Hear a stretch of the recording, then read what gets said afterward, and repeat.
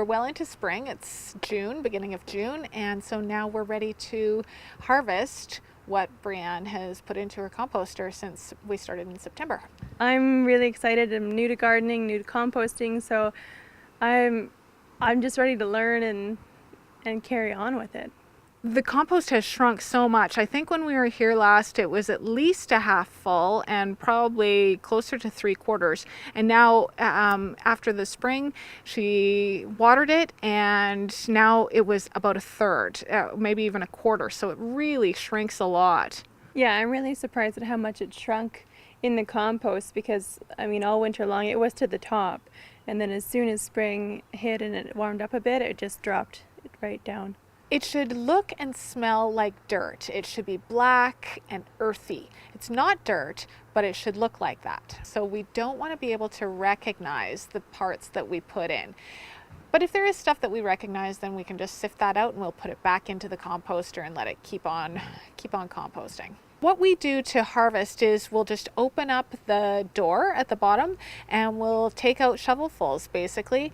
If it's really good and composted and you can't recognize anything that's in there or very little that's in there, you can just shovel it straight into the garden. But if you're using it for in places that you're worried about the cosmetics or the aesthetics, then you might want to screen it and use a little bit of a finer compost. Brush it over the screen. You can use compost in lots of different ways. You can use it in the garden, so just shoveling it into the garden. You can use it on your lawn. So people who don't have gardens sometimes think they can't compost, but they can. We call it top dressing. And so all that means is you rake about 1 centimeter of compost over top of your lawn, and then it just slowly feeds your lawn over the seasons. So that's a great use for compost. You can use it in your containers, you can use it in flower beds, you can use it around trees and shrubs. I'm really happy with the way things have broken down in Brianne's composter, especially since she just started last September, so most of the composting time has been over the winter when things really slow down or stops. She used some willow branches as her browns, and so those are going to take a long time to decompose. So we still see lots of those.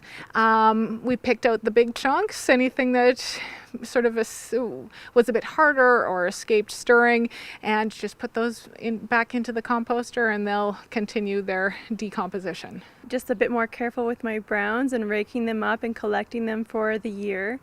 And being a bit more aware of that because they are a pain when you come to harvest them. Since Brianne's using it in her garden, we're not going to be too fussed about screening it, so it's not a real cosmetic use. So we're going to just dig it right into the garden, and anything that's not quite finished, will just finish off there in the garden. Compost isn't soil, it's a soil enhancer, and so it's going to put nutrients and nourishment back into the soil and really enrich the soil. It was really easy. I mean, the kids they copy everything that I do, so it was no teaching. They just understood that instead of the garbage, the bananas or the banana peels go into the compost or the kitchen catcher. So it was neat to be able to give him that education that he's going to have forever, and this is, the way that he's going to look at waste and, being green, or just ways of dealing with your garbage, right? That it's not, you can do better things with it.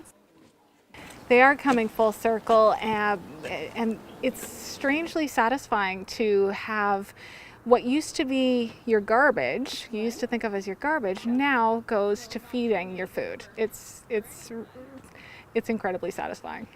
He's an earthworm. Where is he? Right there. Oh, there, I found him.